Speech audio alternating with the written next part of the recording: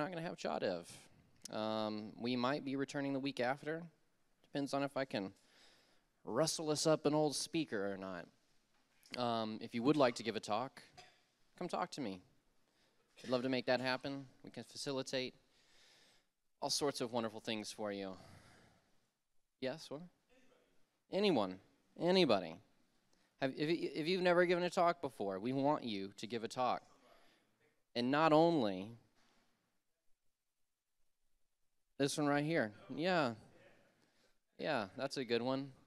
We have a new speaker program. We've built this nice little, fairly succinct speaker curriculum that takes about 45 minutes a day, about 20 days spread over 30 days, like 5 days a week, 45 minutes a day for about a month. And you come out with this really tight talk. We've had a number of people go through it, and they've all really enjoyed it and felt like it upped the quality of their talks. And I know from having watched probably well over 100 CHADEV talks with the folks that go through this thing, that their talks are higher quality than the average bear. So yeah, here's the other thing. So we actually need volunteers to help out with this new speaker curriculum. And it's a pretty slim commitment. It's probably about 2 hours over a month, if that. What you do is you watch the person's talk, they record it, and then you watch it and you give them structured feedback. So it's a way to give back to the community, a way to increase the quality of what's going on here in Chattanooga. And yeah, so if you think you'd like to be involved and help out with that, come talk to me.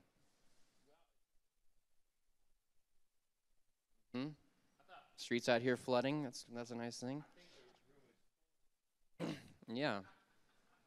I wasn't sure when I got here there was 3 of us, so I think we've about quadrupled that. That's a wonderful thing. More still good. Paul? How you doing? Coming in. Flooding in. A trickle. It is. It is. I would say this is a torrent even. Yeah. Oh, yeah. Yeah. It's raining. Ah.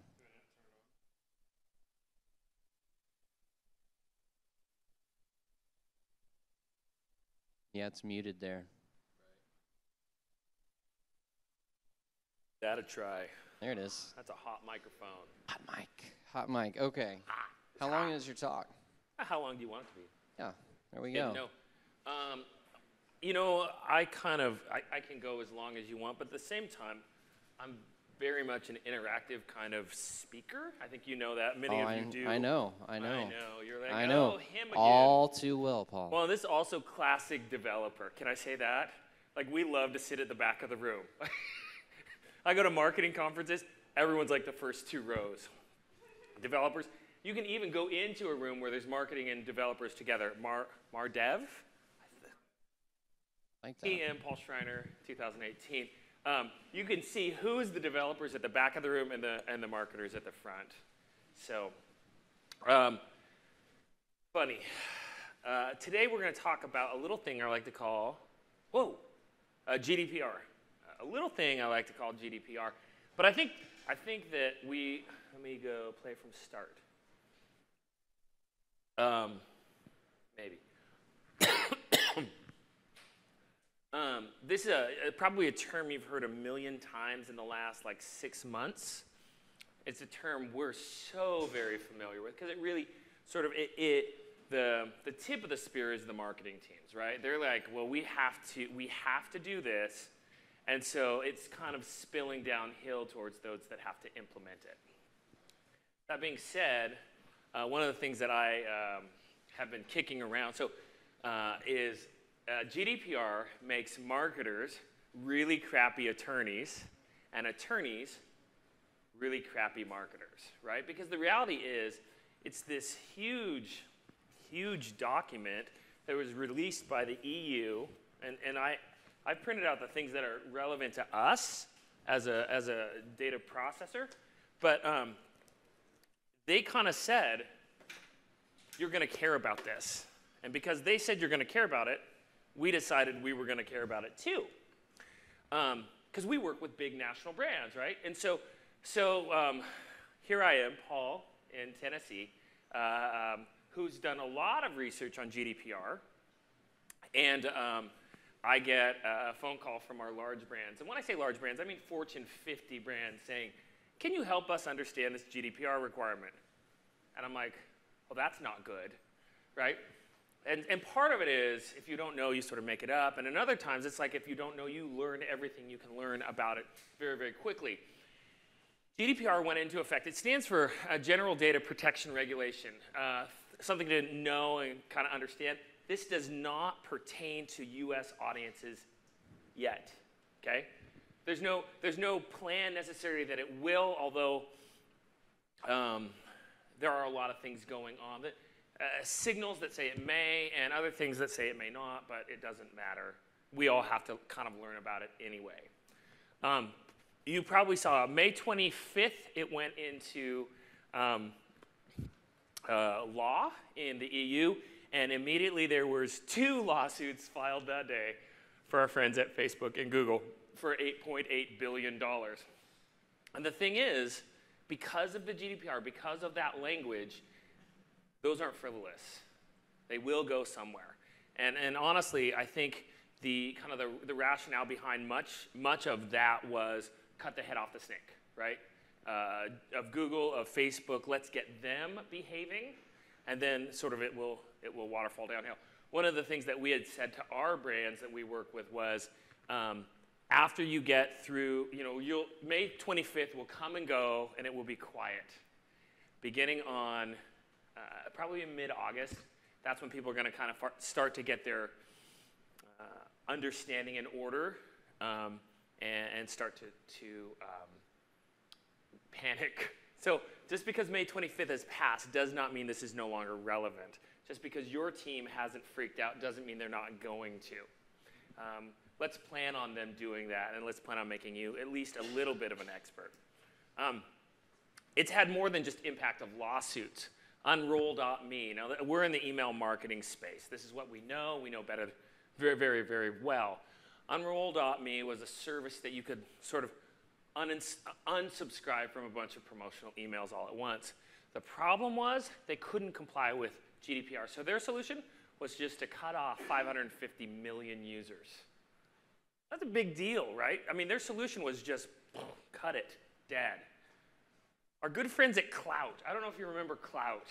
This was a huge thing back in the day, and when we were starting up AudiencePoint, this is one of those things that we were considering. I loved the idea of sort of an index to say how much of an influencer someone was, right? And there was different ways to measure it, number of followers, how many retweets, favorites, and we would, they would try and get you to, they gamed it, gamification, to sort of make your, want to increase your Clout score. It was huge. I think it sold for, I don't remember the amount, a lot of money, a couple $100 million.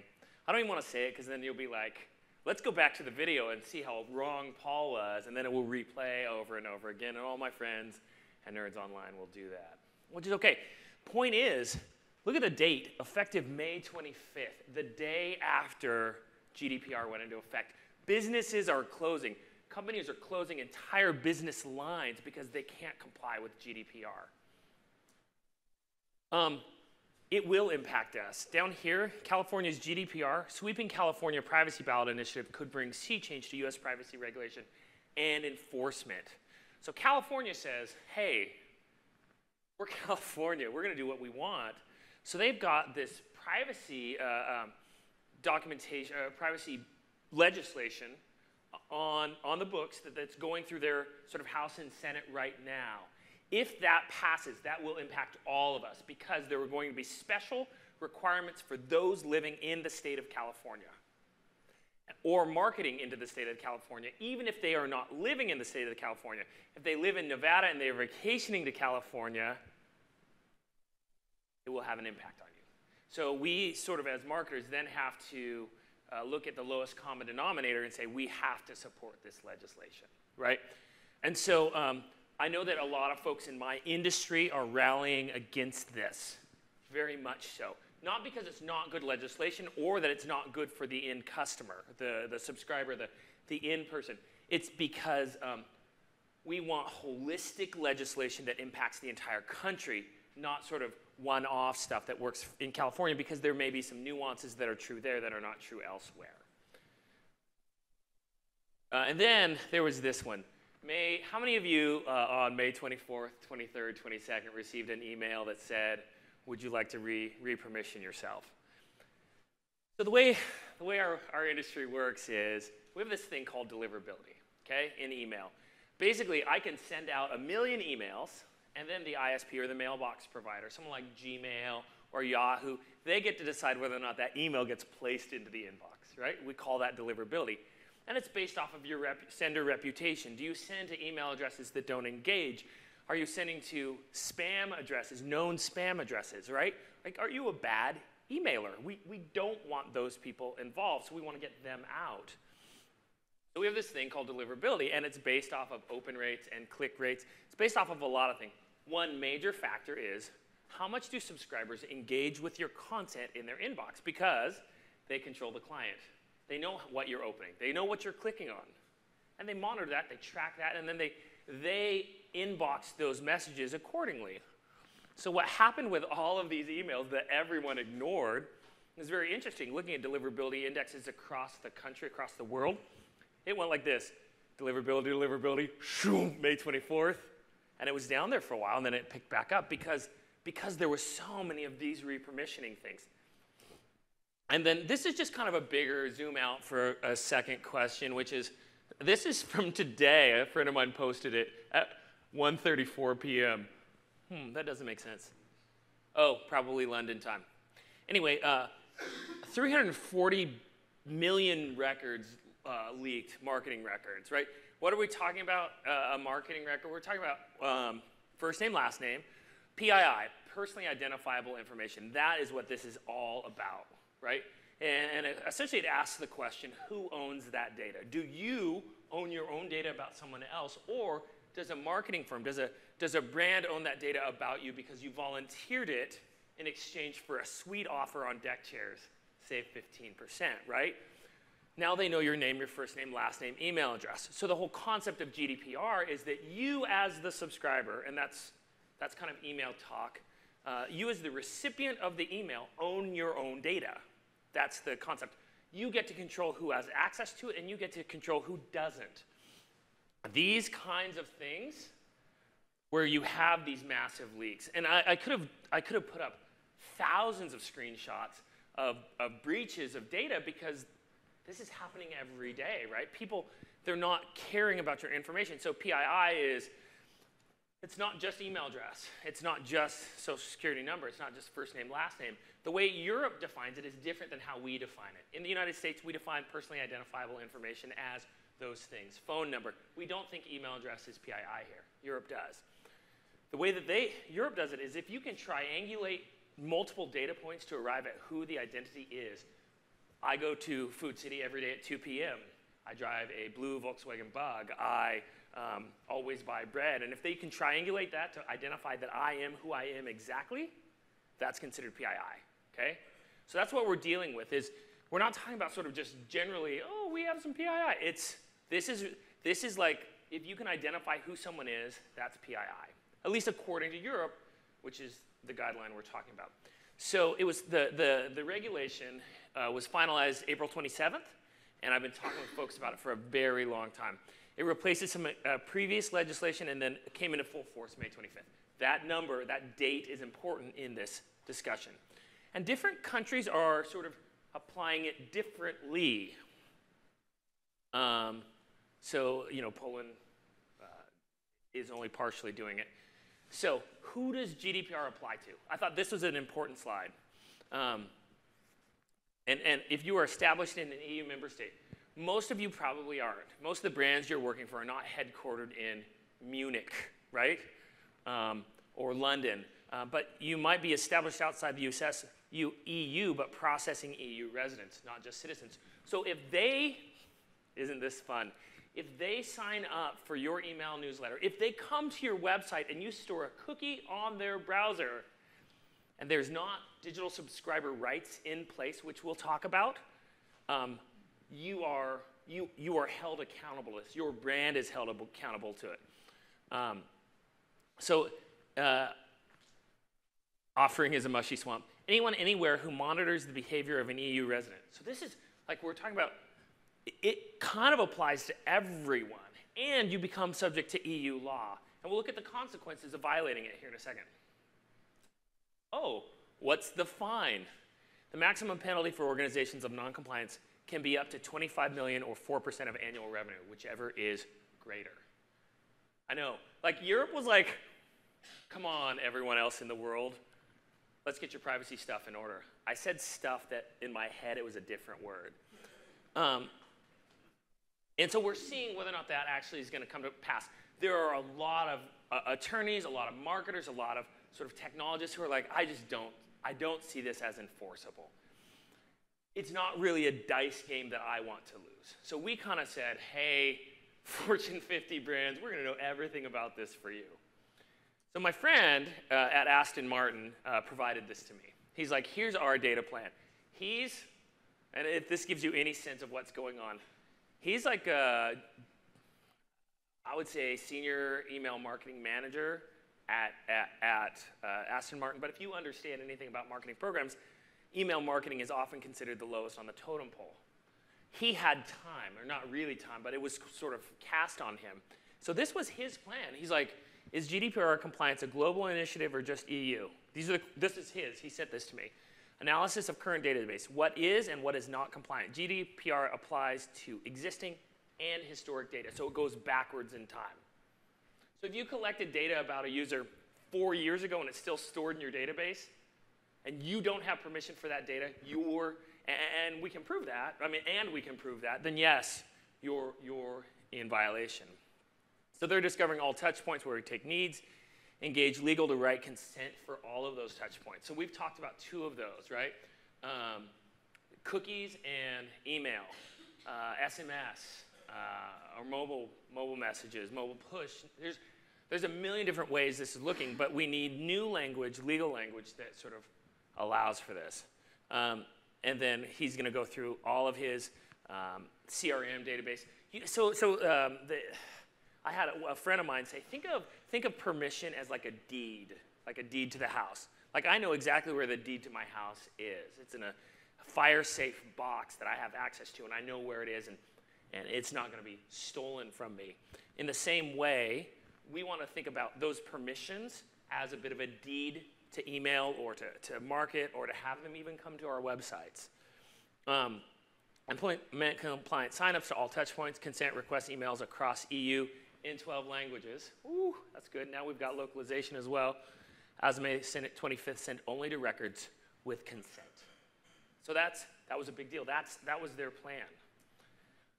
It may sound a little overwhelming.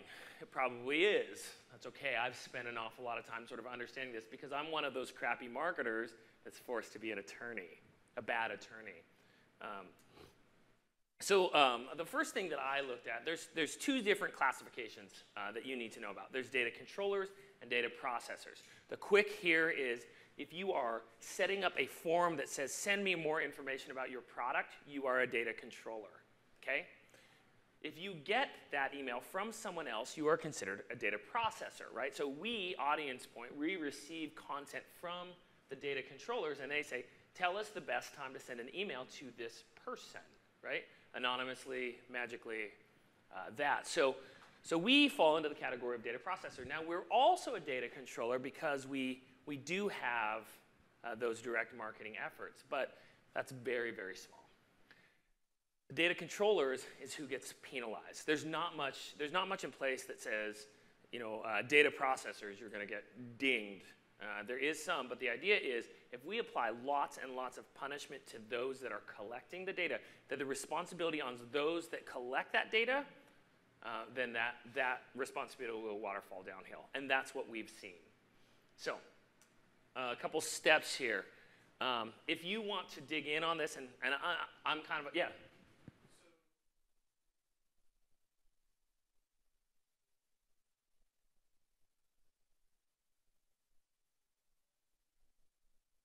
Marketo's the data processor, right?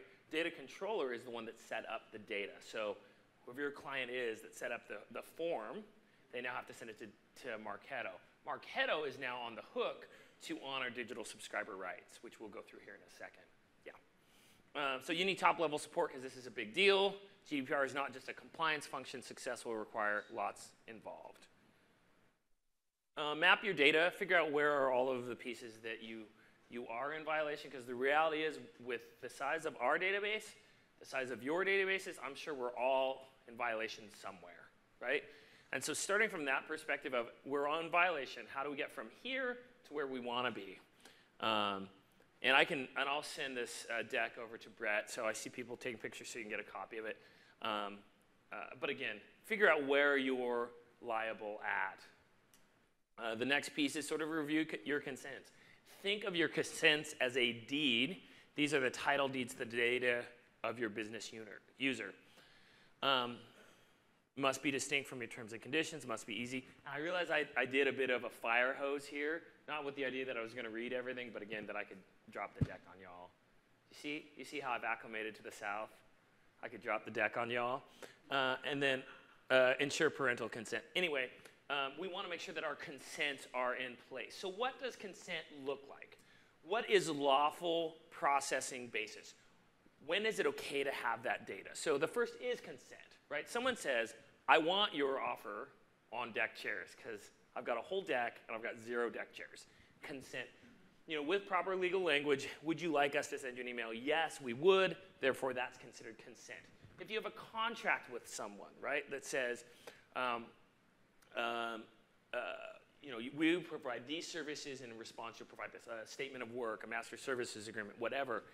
You are legally allowed to email those people, or cookies, or whatever this GDPR applies to.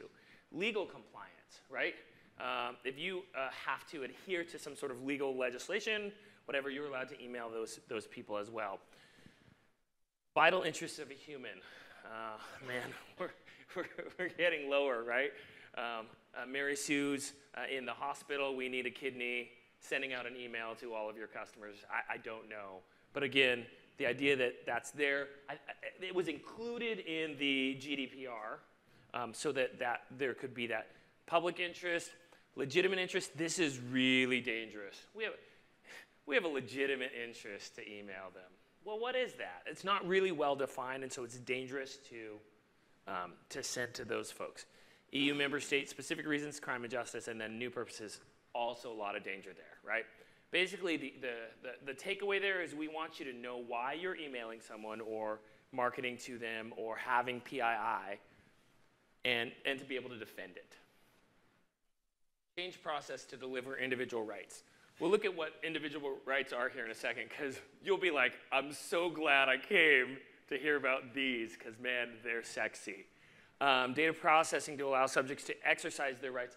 See, as we call them digital subscriber rights, DSR, if you are a subscriber, if you are a marketee, you would hold these rights. In fact, let's just jump over and we can come back to that. The right to access the data held about you. I want to know what you're holding about me. Okay, you have first name, last name, email address. You have country of origin. Oh, you have my social security number. Good to know that. Right, rectification. I need to be able to modify those, right? I want to change my country of origin from the United States to Mongolia. Right of erasure, the right to be forgotten. I want you to forget everything you know about me. That's one major thing that we've had to do with our customers. So we're working with the email service providers that are doing the big blast, the Marketo types, right? And they're sending out, you know, huge chunks of email. And so the subscriber says, I want to be forgotten, Salesforce Marketing Cloud. So then Salesforce Marketing Cloud has to waterfall that down to us to say, this person wants to be forgotten, okay? So these were some new things that we had to put in place, but we did. Right to data portability. I want to take the data you have about me and take it with me. We've seen that on Facebook, right? Do you remember the no Facebook hashtag? Everyone's like, get off Facebook. And you might want to. That's your call. Don't care. But they do have a thing that says you can take your data with you. Your pictures, your stories, your comments. Those are important things to you. Who owns your data? So you should be able to take that with you. Right to object to the processing of the personal data. Like, listen, I don't have a problem with you having my personal data. I just don't want you to do anything with it. I don't want you to aggregate this so I'm part of some big pool of data. Right to not be subject to decision based solely on automated processing, including profiling. Like, all of this gets right into that AI thing we really like. I mean, I wrote an article yesterday on send time optimization AI, right? Because people love artificial intelligence, or at least that term, and we're not above taking it. We're not above term jacking. I think that's a word, but we'll go with it. So that's a digital subscriber right now as outlined by the EU, and then class actions, being able to participate. Yeah, these are all subscriber rights. Ability to withdraw consent at any time and in an easy way. Individuals must be told they have the right to withdraw consent. So all of this falls under the category of digital subscriber rights. And that is sort of that's the payload of the GDPR, right? If we honor those, we're golden, right? And so, so I guess we have consent and then digital subscriber rights. So set up your data processing procedures. I want to be forgotten. That needs to be free of charge. Prepare to meet the requirement to provide extra information about your data retention policies. We've had to do this a lot. I brought this, our GDPR binder. So I've got my AudiencePoint ones.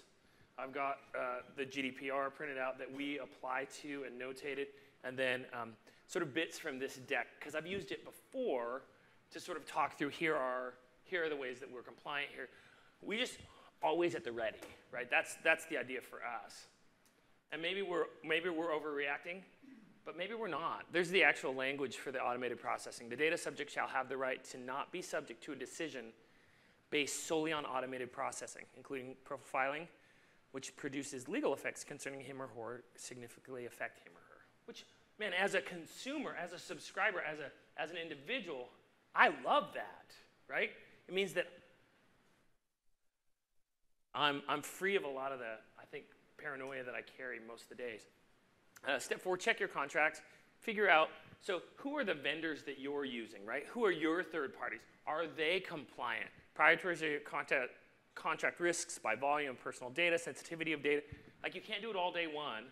Prioritize and work your way down. Ensure all contracts conform with that Article 28. Ensure that any third country transfers outside of EEA are lawful. Be ready to report data breaches.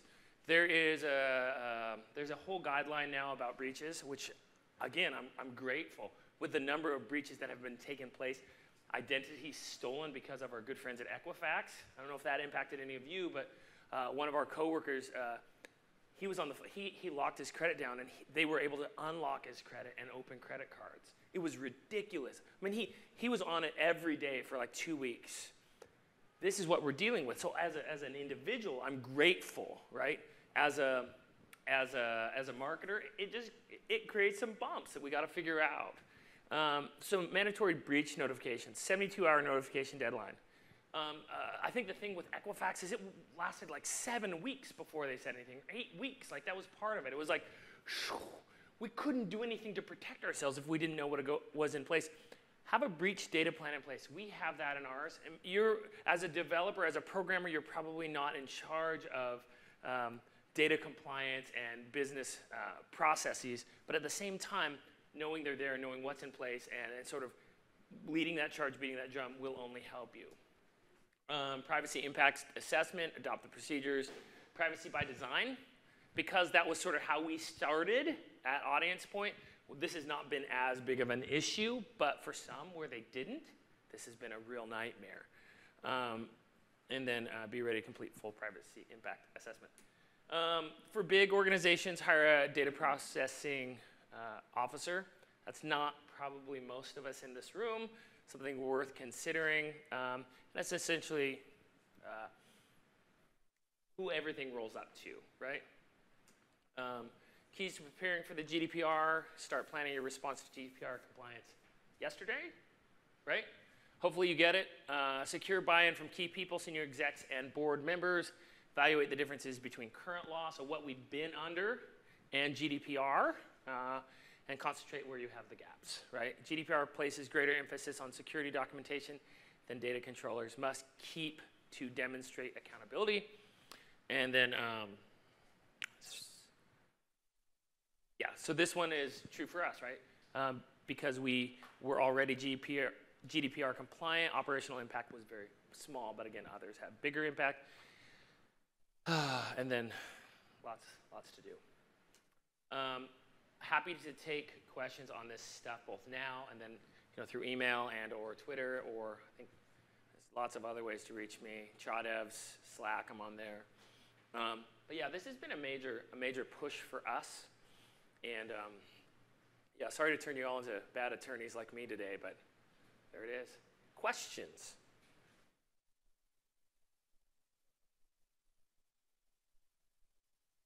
Government entities affected by this? Yes. Yeah.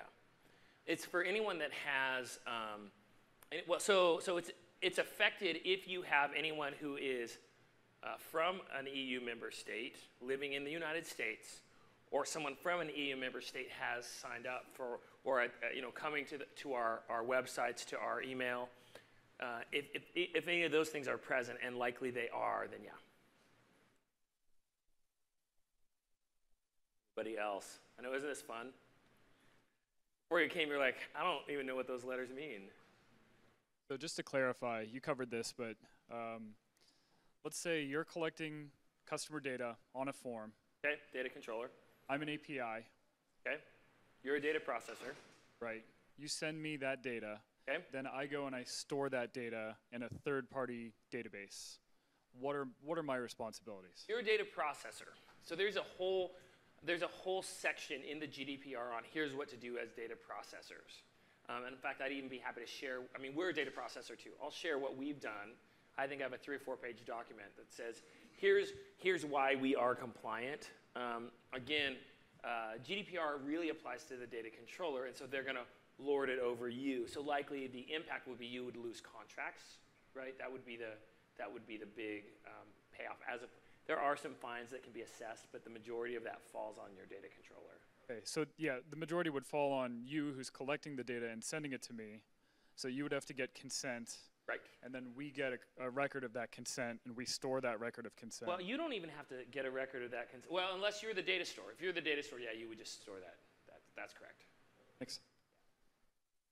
Aren't these fun questions?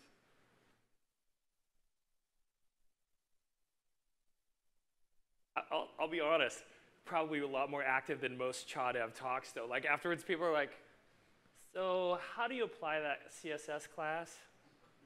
As one person.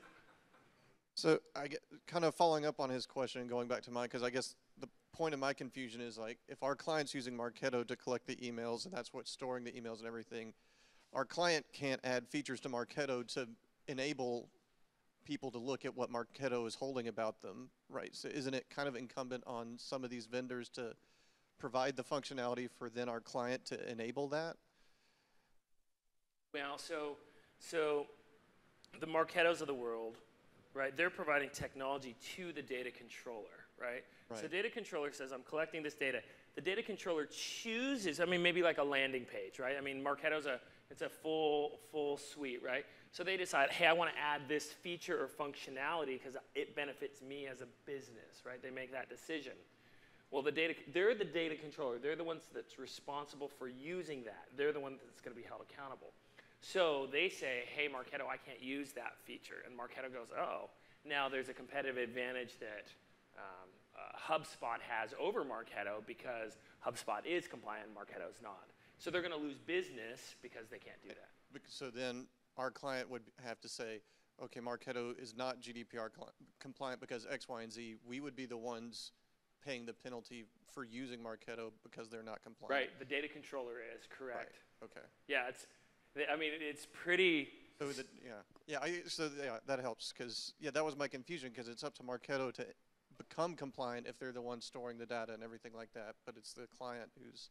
Well, and that's where the whole idea of waterfalling down, like, okay, I'm using Marketo, but I'm also using Optimizely, right, as a way to A/B test landing pages to see facts and features which one performs the best, right?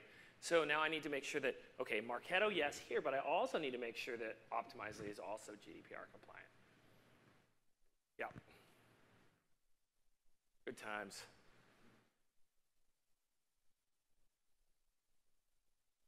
Yes. Oh, wait for the microphone. I'll stall. You mentioned cookies. Yeah. I mean, that's not stored on our computers anywhere. It's stored in the client's browser. We can read it, right? And what if the cookie is not storing personal information? I've done one that just stores what page they're on so that when they hit next, I know what page to go to next. I don't know anything about them. Yeah, you're probably okay with that. You know, if one of our engineers came to me and asked that question, I'd say, yeah, you're good to go. Don't worry about that. I'd probably notate it. I mean, having a sort of a structure for your cookies anyway is a good idea, right? So just sort of, and that way if you ever need to pull it, you can say, here's the information that we're, because the reality is if you're storing a cookie, now your brands are going to come to you and they're going to say, what cookies are you storing, right? And being able to sort of present them with a document before they even, oh, here you go, boom. Now that answers all those questions. Are you allowed to store that data? Absolutely. We're even allowed to store GDPR, personally identifiable information. If you want to put a GUID in your cookie, that's okay, providing the customer has consented to it, right? I thought it was very funny, even if we look at that first page, I love to see all of these cookie consent requests on these pages, because it's like we're starting to get this concept of it. Now it's pulling us. No one wants to do it, but you can't see it there or there, but that one has it. Look, cookie policy, right? So knowing what you're storing on your cookie, here's our data contract essentially with the end customer, and you know, a lot of that's just payload data, right? So you have a structure to your cookie. Here's the payload I'm allowed to store, where, how, all that stuff.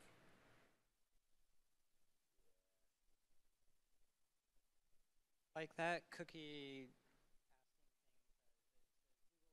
are happy to receive all our cookies. Right. Is that valid under GDPR, or do they have to actually? Yeah, you're supposed to. This is a bit of a stretch. You're supposed to actually consent or agree to it before you can move on. There's a lot of, I mean, the same thing in email, right? We actually have, you can't just say, you know, you signed up for our service. Because you signed up for the service, we'll send you emails. We actually have to have explicit consent.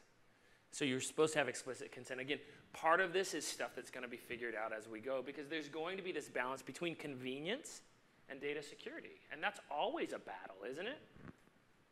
I want access to my data really easily, but I want it to be secure. Yeah.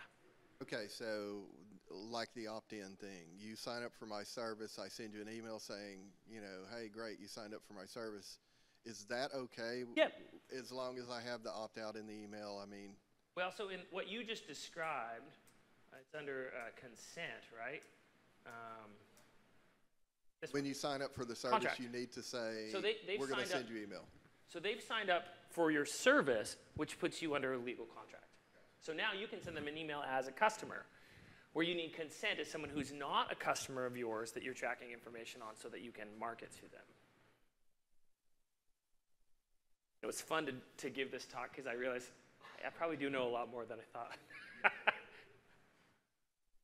Yeah, David.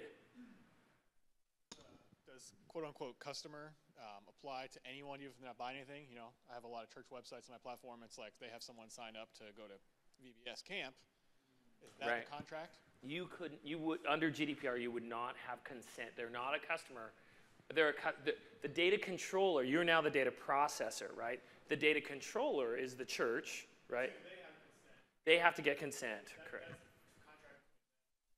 Right. Now, again, you have the advantage that you're probably dealing mostly with U.S. market right now, and so this isn't going to apply as much to you, and likely because you're dealing with churches, you know, no one feels good about suing a church over data privacy. So you've got a little bit of sort of wiggle room where maybe an Equifax doesn't. But yeah, it would be on. in the right answer is to say you are the data processor, so you need to provide tools to the data controller that allows those digital subscriber rights to be viewed, deleted, sort of all of those things. That would be the impact. But again, I think you probably have a little bit of time. How does this affect companies like Amazon? When you go back to visit, it says, I notice you've been shopping for shoes lately. Would you like to see these shoes? They're keeping something about me, but it's not personal. Right. So again, I don't know the specifics of what Amazon's doing under the hood, right? You know, the same principles apply. Now, I also know just from having worked with Amazon that they don't partner with third-party agencies much at all, third-party organizations. They build it themselves.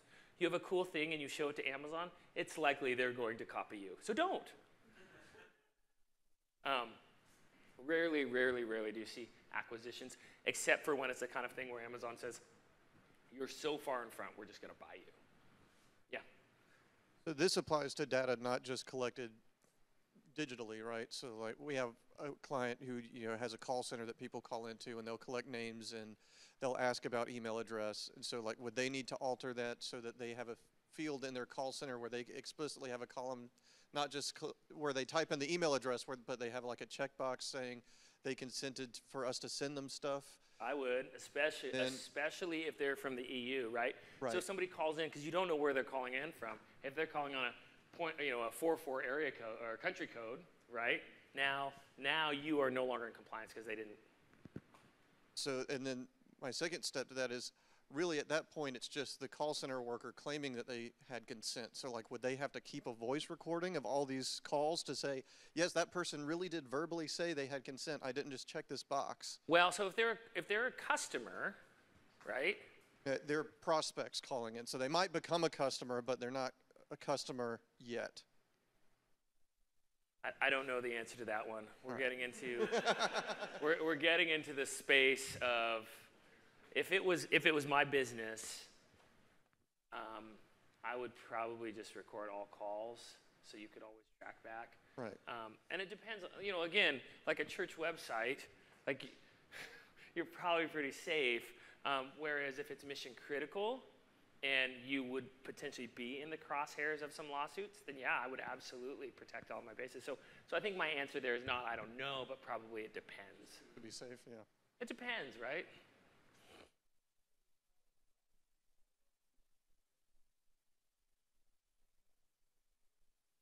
Yeah. I don't think so. Again, that question has not come up. I'm pretty sure there's not. There may be. Again, I'd have to dig in on that one to really answer that definitively. Sorry. Probably better that I say that than make something up. Not that I've ever done that before. Other questions, or do we exhaust the room? Love it when I out-answer your questions. Again, email address is just paul@audiencepoint.com if you have further questions. I'm happy to share any of our internal docs because we share those with customers. Those are totally appropriate. I'm happy to kind of point you in the direction of the GDPR. If this is something you want to dig into, again, happy to be a resource. How's that? Thanks for having me. Oh, and also, do sign up to speak. I think I do think that I have to stretch a little bit to speak. I'm pretty comfortable speaking in small groups and large groups all around, right? I'm finding that I have to stretch a little bit to think about what are the things that are relevant to this group, right? Because my day-to-day is less and less and less programming. And it's certainly less and less like cool, groundbreaking programming, like, oh, this is fantastic. But there are things that I'm an expert in that is relevant to this group. Like Brett and I were talking, and I was like, I could do a talk on GDPR. I've done that before for other groups, and that's relatively easy for me to sort of bring in. But I do think that I always kind of consider it as being part of the community. Sometimes I just come and eat for free. Sometimes I speak, and I think that's one of those things where it's like if you have something that you can share, please do. And I also think and Brett and I have talked about this too, there's times where we want to talk to the people who are sort of entry level, cutting their teeth. Man, I'm a brand new programmer. And so in that case, it's very, very appropriate to talk about sort of entry level stuff, right? Like, hey, here's how to set up a WordPress site for your business, right? Where in other situations, maybe you do have that deep depth, and you're gonna. I don't remember who it was. There was somebody who came and talked about nano computing. I don't even remember who it was, but the room was full, and after the second sentence, everyone was like, I don't even know what he's saying anymore. But I can tell people I went to it. Anyway, there's my last plug. Thank you guys for coming. Thanks for having me. Thanks, Paul. Not next week, but we'll see everybody hopefully the week after. There you go. Or See the y'all other then. option is I just keep coming, keep speaking. I'll just give the GDPR talk every single week. It'll be like so good.